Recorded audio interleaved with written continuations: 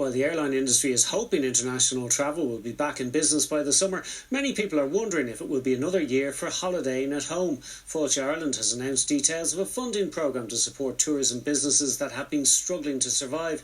Well, Sharon Tobin joins us now from a popular tourist attraction, Christchurch Cathedral in Dublin. Sharon.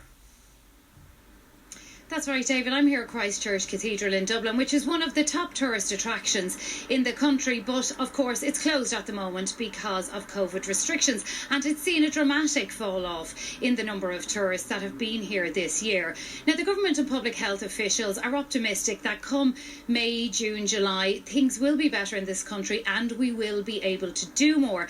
Does that mean we'll have a summer as normal? Well, probably not, but it does give some hope that we will have a summer, albeit at home. Well, here to talk to me on the first day of spring about summer is Paul Kelly, the CEO of Failte Ireland, and Susanne Reid from Christchurch Cathedral. Paul, if I could ask you first, are there any guarantees that we will be able to staycation this summer? Absolutely not, unfortunately. Obviously, public health comes first. And therefore, businesses can only open up when it's safe to do so, when the government says it is safe to do so. So, look, but we are hopeful, obviously, that we will have a domestic tourism season this summer, and people will be able to get out and enjoy Ireland again. And it's really important that we're ready for that and prepared for that. And that was what we were doing today at our industry conference for Failte Ireland. Was we were unveiling our plans to both help businesses survive across the next couple of months until some kind of business can get going again. So should people book their holidays, or are they at risk of losing their money if they do that now? Well, I think people are really beginning to book the holidays now here in Ireland. Are beginning to look at things, are beginning to research. Certainly, that's been fed back to us as the people are now really beginning to look at that.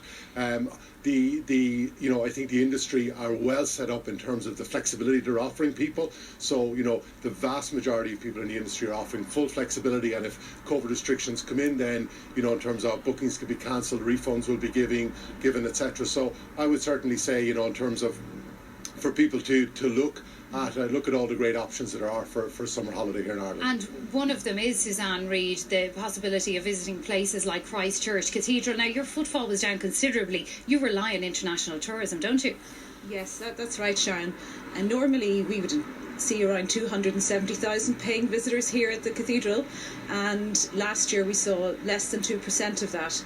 Again, over 98% of our visitors don't come from the island of Ireland. So last year we really didn't see very much visitation at all. And how important is that tourism income to maintain a beautiful building like this, which is 1,000 years old? Well, tourism and events are the main revenue streams for the Cathedral.